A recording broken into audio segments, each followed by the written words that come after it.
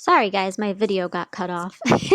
But so we were talking about this sentence here that was split. It was a split quote or split dialogue where we have this part in the middle telling who's talking. So if you see here, remember how before when we had a quote at the beginning of our sentence, we had to use a comma to finish it off because our sentence wasn't done yet, but what they were saying was done? Well, we use a comma here the same way. We use a comma before our quotes and before the part that splits up the sentence. And we use another comma to split it up again to start our next part of the quote. So we have a lot of commas. Commas are a really great way to split things up. And when we split a quote into different pieces, we're going to have to use some commas like that. Now, they want us to notice here that they used a lowercase W, a lowercase letter, to start the next part of their quote. And the reason for that is because it's still part of the same sentence that this person was saying. He's saying, will you take care of my lawn and pets while I'm on vacation next month? So they used a lowercase because they weren't starting a new sentence here. It's still part of the same sentence Mr. Franklin was saying.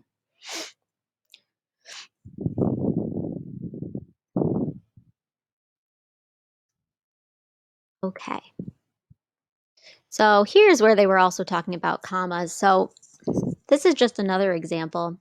So it said, oh, comma, Donna commented, he's probably just saying that because he's never had a cat. So if you notice here, they did the same thing as they did before. They have a comma when they finished the first part of their quote and another comma after they finished the part that we were saying in between the quote because they had to split it up so that the reader knows that this part is not part of our quote, right? And we have to make sure that this comma's on the inside of our quotes and not on the outside because it's helping us realize that we're splitting up what she was saying. And here again, they used a lowercase h because it's still part of the same sentence that this character, Donna, was saying. She said, oh, he's probably just saying that because he's never had a cat. So that's why they didn't need a capital H there. And see at the end, they have a period and their quotation marks. The period's on the inside because it's part of the character's sentence. So actually, this is what this slide's about to talk about. A period or a comma should always be placed inside the quotation marks. So kind of what I was just saying. And that's because it's part of what the character is saying, or it's part of the quote. So either if you're quoting something that an author said, or if you're quoting what a character is saying when you're writing, that the punctuation that's inside the quotes is part of what that person is saying. I can't wait to see Shirley Caesar's new video, James said. It's supposed to come out next week.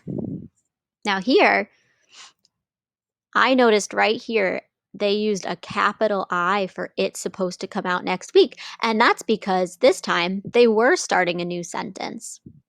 So they were able to do a period and start a new sentence for their new quote. Because this is a different sentence the character's saying. Okay. Awesome. So that's all of our punctuation stuff for today. I know it can be really tricky figuring out where to put your periods and your commas and everything and where the quotation marks go.